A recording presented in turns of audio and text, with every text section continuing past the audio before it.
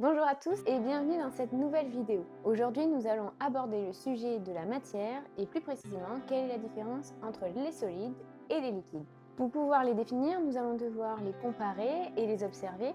Et pour cela, nous allons utiliser de l'eau pour représenter les liquides. Je l'aurai coloré avec un petit peu de sirop pour pouvoir mieux l'observer. Et nous allons utiliser des graviers pour représenter les solides. Ne bougez pas, je vais chercher le matériel. Me voici donc de retour avec mes solides et mes liquides. On va commencer avec les solides. Donc comme vous vous en doutez, il y a peu de doute avec les solides, je peux facilement les saisir dans ma main et je peux même choisir la quantité que je prends.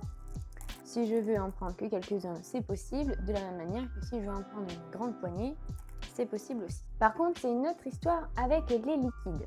Si je veux saisir les liquides par le dessus, ça va couler. Je vais avoir quelques gouttes au bout des doigts, mais je n'arriverai jamais à saisir une quantité. Je peux aussi essayer de le garder entre mes mains, mais ça va finir par couler entre mes doigts. La conclusion, c'est qu'un solide peut être saisi alors qu'un liquide, c'est difficilement le cas.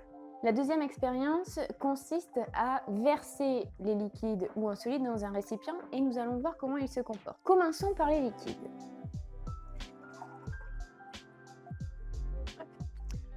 Quand nous versons un liquide dans un récipient, nous pouvons remarquer qu'il va combler tout l'espace. Il prend la forme du récipient. Ensuite, regardez d'un petit peu plus près, au repos, c'est-à-dire une fois que je l'ai versé, la surface du liquide est à l'horizontale. Nous allons maintenant voir la différence avec les solides. Je verse les solides.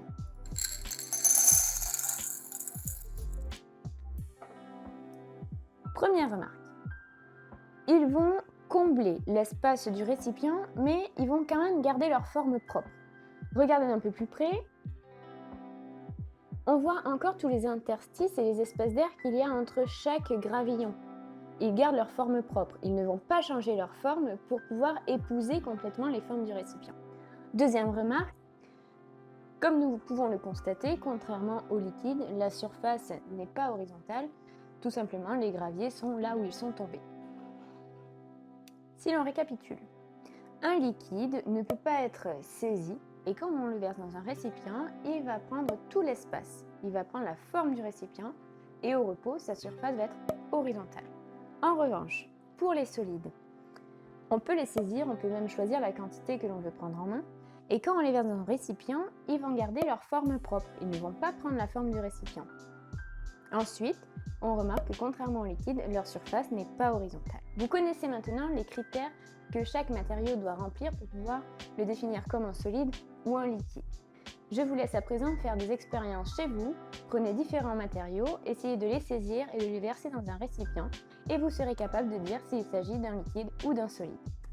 J'espère que cette vidéo vous a plu et à bientôt les curieux!